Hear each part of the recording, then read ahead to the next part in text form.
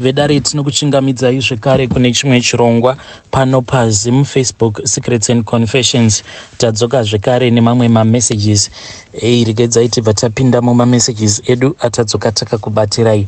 Pane imwe message iyo yandakatumidzirwa zvakangooma hazvo veduwe. Hanzi makadi zvenyu mukomanashi, ndinokumbirawo kuti munge muchindiposterawo nyaya yangu makavigawo chitupa changu. Ininiwo I am a South African young woman. Tikuda kutaurawo nyaya iyo yakaitikawo kwandiri. Ameno maybe ndo spiritual encounter yacho iyoyo, but ndakamboshandiswa for a very short period of time neumwe mukomana uyo ainge achibva kuzimu. Mukomana uyo akangokaruka ava kutogara mulocation umo mandakazvarirwa zvekare ndikakurira. Saka pamba pedu tainge tiine chituckshop.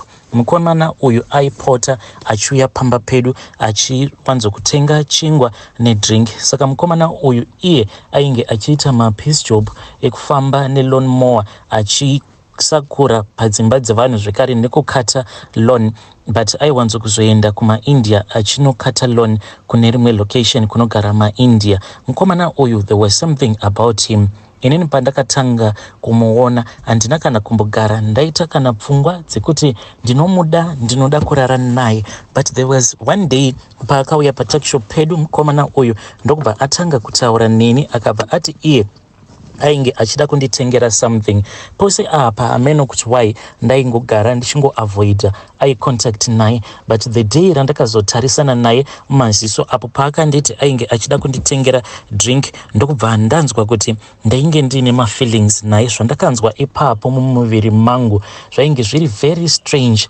Ende mukomana uyu kubva ipapo ndainge ndava kungoti chose chaanenge achida kubva kwandiri ndinenge ndomuitira. Ndopatakabva tazotanga kudanana paya zvekuti relationship iyi ndakambotanga ndichaiviga from my friends, because at that time, considering myself to be someone that is very beautiful, ndainge ndisingambodate vamwe vakomana vemulocation. I only dated guys that had a lot of money, ava vanonzi mablessers awa. Saka for me to find myself in bed with this guy, taizoti paya patinenge tapedza kuita bonde, taiti kana tapedza kuita bonde paya ndaibva ndatanga kutarisa kuti asi nemuchinda uyu, what are we doing? Chii chandiri kumboda paari? He is not even giving me a single cent. If he was giving me something, ndaiti ndiri kufira mari.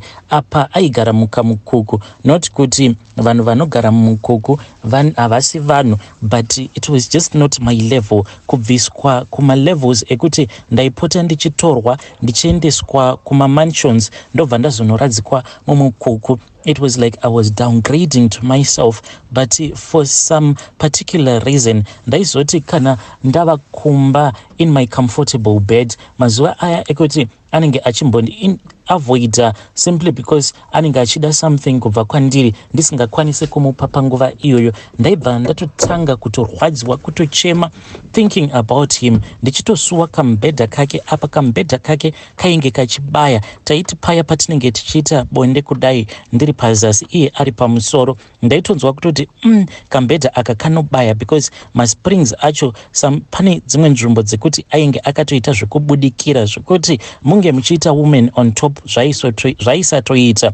Taitoita zvekutoburuka pafloor because the mattress, it was really broken down. Apa mattress iyi yainhuhwa sei, because mattress iyi pamba apa paainge achigara yainge ichimbogara panze before iye azotanga kugarapo. Saka yainge imbwa dzepo dzainge dzichingorarawo pamusoro pemattress kuzosvikawo iye achizotanga kugara apa. Ndokubva ndatomubatsira kuti ndinge ndichiwacha mattress iyoyo, but still it had that smell. But even though ndainge ndichisangana nezvose izvi, but there were many days whereby I'll be sleeping comfortably at our place, finding myself missing this guy, the broke guy. Then there was one day pandakazo ndiri kumba, then one of my friend called me akabva auya kumba, so she just came without telling me kuti she was passing through our house. Saka akabva angoya straight kubedroom kwangu, ndokubva andiona kuti ndainge ndichichema. Akabva anditi, why are you crying chomi? Ndokubva ndamuudza kuti there is this guy that I am dating, is a guy from Zim. Saka iye akabva ati, wafunga kuita mari. But I said no, that is not the case. This guy is very broke. Ndokubva azondibvunza kuti this guy that I was crying about who was he. Ndokubva ndamuti, do you know this other guy uyo anofamba nechimulonmowa chake achita mapeace job, you know him, kunyange pamba penyu anotombopota achiuya kuzoita mapeace job. Komanashi, this friend of mine akabva aseka akati, how wachomi, you mean kuti you are now moving from the suburbs returning back to the location? That is not the game plan mus.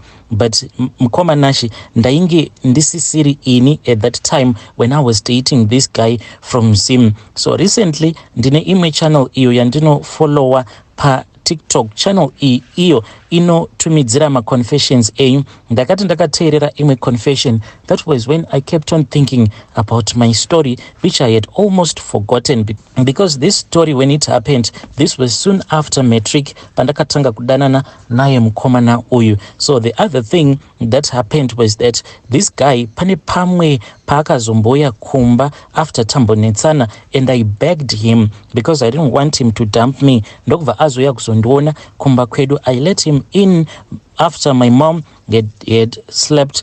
After my mom had gone to bed, ndokubva ndamupinza mubedroom mangu tikabva tatanga kuita bonde paya. Saka when he was on top of me, the guy aingogara achingoti nditarise. So I thought kuti it was romantic and love. Takati tichiita bonde kudaro akati nditarise. I saw his face changing. The face changed, and ndikabva ndaona kuti ainge aine face yainge yaita se yemunhukadzi. And this woman, she was very attractive, too attractive zvekuti I could not even understand. Saka pandakavhunduka ndichiti, iwe, you are a woman, all this time you were a woman. Ndakangoti ndichingovhunduka, iye ndokubva ati, ko, what is wrong baby? Ndokubva ndaona kuti it was my guy, the guy that I loved with all my heart. Ndokubva anditi, ndinokumbirawo kuti unge uchindipa mari. Apa at that time I was like dead broke. There was one guy whom I used to like beg for money each and every time when my Zim guy wanted some money. Saka ainge o complain achete, it seems now you are more like a gold digger just chasing after my wallet. But I had no choice. I then begged him kuti ndinge ndichenda kunorara naye, and ndakaenda ndikanorara naye usiku hwose, and I was given 1,000 rands. Then I didn't even use a single cent per 1,000 iyoyo. Ndokubva ndasvika ndichipa this guy just to make him happy. Then I started dating this other Indian man. This guy, he had recently opened up his hardware close to our township. And this guy, when I saw him, he said that I was very attractive, and just for money, I said, let me date him, because I was now like chasing after guys that had money so that I can feed this broke guy. Then as I was dating that Indian guy, one night, I don't know, it was like I was now like a zombie. I would tell this boyfriend of mine about the rich guys that I was dating. So I told him that, you see that Indian guy that I am dating, this guy, he has a lot of money. And I was telling this guy from Zim about this stuff, and why I was telling him, I do not even know at all. The guy akaba ati, I want you to give me some of that money. We need to find a way so that we can get that money. That I do not want to get arrested. No, I can't do it. But this guy, aiti kanandika ramba kuita anything. Aiva ati, can you please look at me? Daingoti kanandika mutarisa. So there was something about his face, something that was just too beautiful. You could sense kuti maari mainge mwini, sort of like an angel. I don't know if it is a proper way, but he had this other look to him that made him to be very attractive, and he could control my mind. So I then started stealing from this Indian guy. Ndaiti ndikaba mari, ndobva ndauya ndobva ndapa this boyfriend of mine from Zim, until this guy azondishoka one day. He told me kuti ainge atenga kombi, akati iye ainge ava kuda kuita zvokumalaicha achitakura vanhu achivaendesa kunyika kwavo, and he was getting a lot of customers imomo mulocation medu. Kuzonosvika muchinda uyu achiti ainge achida kuti ndirambe ndichingotora mari, and uyu muIndian uyu ndaisambomubira mari yekuti inovhundutsa. Ndaikwanisa kungotora kana 3,000, sometimes ndotora 4,000, and muIndia uyu kuzonosvika ndichizorambana naye, hapana kana chaakambosuspekta kuti ndainge ndichimubira mari, because the first day randakaenda kuno mubira mari muIndia uyu, after ndamuti ndiri kuuya kukumba kwako for a sleep over, this guy from Zim akabva azosimuka apo patainge takarara pachimbedha chake ichocho, ndokubva azoenda akanotora chimwe chibhegi chake. Chibhegi ichi chainge chakasakara, akati ainge akabva nacho kumusha kwavo kuzimu ende ainge akachipiwa nasekuru vake. Chainhuhwa sei chibhegi ichocho, chainhuhwa maherbs. Ndokubva azochivhura akabva azoburitsa kamwe kabhodhoro kainge kaine maherbs ainge akakuyiwa kuita kunge hupfu. Maherbs awa ainge ari white, the powder was white in color. Ndokubva azonyika zvigunwe zvake muchibhodhoro chiya akabva auya apo pandainge ndakagara, ndokubva atanga kundirabha pamhanza pangu apa nezvigunwe zvake kusvika powder iyaya ndava kunzwa kuti yainge yanyura muganda. Then akabva anditi ndaikwanisa kuchienda manje kune mufesi wangu muIndia uya ndonotora mari. He was not going to complain or to see anything. I was really nervous the day that I went to get that money. I thought kuti this guy is going to find out kuti this is what I am doing and he's going to dump me, yet ainge achitondipawo mari yakawanda. But when this guy fell asleep, I then woke up and I started pushing him, just wanted to test kuti was the guy really fast asleep. But this guy ndakatomborohwa nehana zvekuti ndakabva ndatombouya ndokubva ndatomboteerera pachest pake, ndakatoisa face yangu pachest pake so that ndinge ndichinzwa kuti munhu uyu achiri kufema here, because he was like a dead man, asingapfakanyuki, asingaite sei. I then told the guy kuti I was about to take the money but I was not sure where I was going to keep the money. The guy then said that it was already too late, ainge asingakwanise kuti ange achiuya kuzotora mari. Akabva anditi mari iyi ndikuda kuti kana waitora obva wazoisvipira, kana wapedza kusvipira mari iyoyo wobva wazosvipira zvekare mate ako pasi. Ndakabva ndazoitasa izvozvo ndokubva ndatora mari. Since it was the first time ndakangotora 2000 because I was really scared. Ndokubva ndasvipira mari iya ndikasvipira pasi ndikabva ndanoisa mari iyi muhandbag. Ndakangoti ndichingonodzokera mumachira, then this Indian guy akabva ati, baby, where are you coming from? I've been thinking about you and I've been dreaming about you. Then ndokubva ndatomurobha paya, ndokubva ndatoita woman on top naye akabva atokotsira. So I kept on doing this. And by the time that he said that he didn't want to date me anymore for a known reason, this was when the guy ainge ava kuda kutenga a Toyota Hilux akatoitenga, and I was the one who went with him when he bought that car. But from there on, that was when I heard kuti the guy was no longer in our location, ainge ava kugara kune rimwe location. From there on I was so much hurt zvekuti ndakatomboita nguva ndichimutsvaka paFacebook zvekare physically ndichimutsvaka because I was heartbroken. Ndainge ndanzwa kuti he had gotten married to this other woman. I won't even believe it kuti ndainge ndisingarari, ndakasvika pakuonda, ndikasvika pakuda kuzviuraya nekuda kwedepression, because dzimwe nguva ndaiti so ndikaenda kunorara ndaibva ndatanga kumurota achiuya mubedroom mangu, aiti kana auya paya ndaibva ndatanga kuchema nemufaro, tobva tatanga kuita bonde. And when I would wake up ndaitoona kutoti pasikarudzi pangu apa panenge pakatonyorova zvitoratidza kuti ndiri munhu abva mukuita bonde. Ende ndaizorwadziwa paya pandinenge ndamuka ndava kutanga kuona kuti zvose izvi zvainge zvaitika it was just a dream. Ndobva ndatanga manje kuzvipanisha ndichizviudza kuti you never gave him enough money. If you had given him enough money then he was going to stick around with you. Zvekare ndobva ndatanga kuzviblama kuti dai kwanga kuri kunzi asina kana kumbogara akasangana nemukadzi uyo wandainge ndichinzwa kuti she is a traffic officer, then it meant kuti he was still going to be mine, even though I didn't know this woman. But deep down in my heart I found myself hating her so much. Ndichitofunga kuti if I am going to find her and if I am going to know her, inini hangu ndinokwanisa kana kumuuraya. This was the love that I had, but it was not your natural love. Later on nekuzotangawo kufamba ndichienda kumachurches akasiyana siyana. One day we were then called to the front tikangonzi avo vari kurwara huyai kumberi muge muchinamatirwa after the pastor vaparidza. Saka iniwo ndakabva ndafamba because ndainge ndichingonzwawo musoro, but musoro wacho wainge uchingotemera kure kure zvokuti throughout the service I had been drinking grandpa. Saka ndakazoti ndaendawo kufront kuya.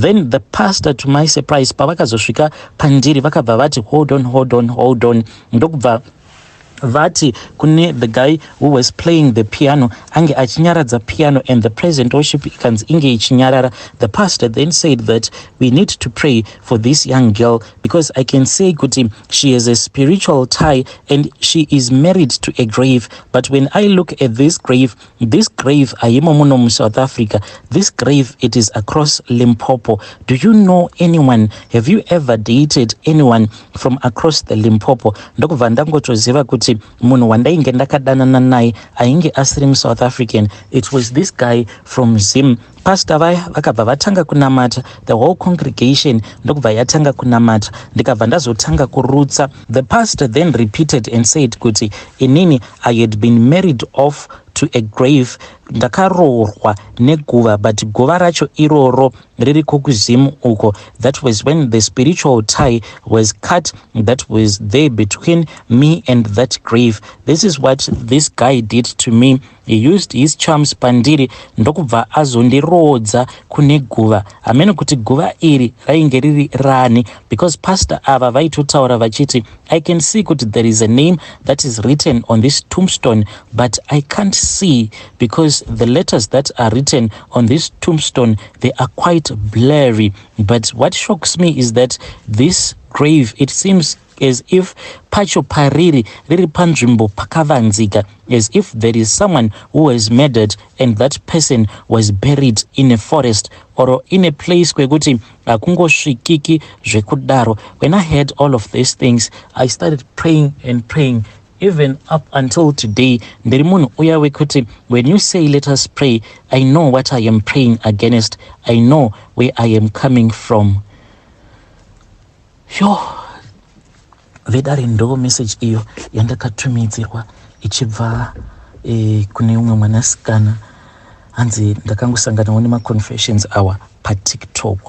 Pane channel ameno kuda ino upload ma videos iwawa atinoposta ku African.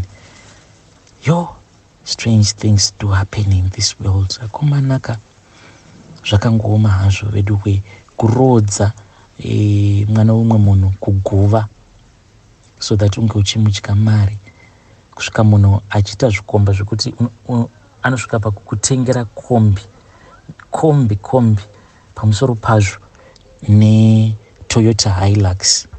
Hanzi zvinhu zvipa zvakaitika ndainge ndichangobva mukupedza grade 12 yangu ndo form 6. Strange things do happen in this world.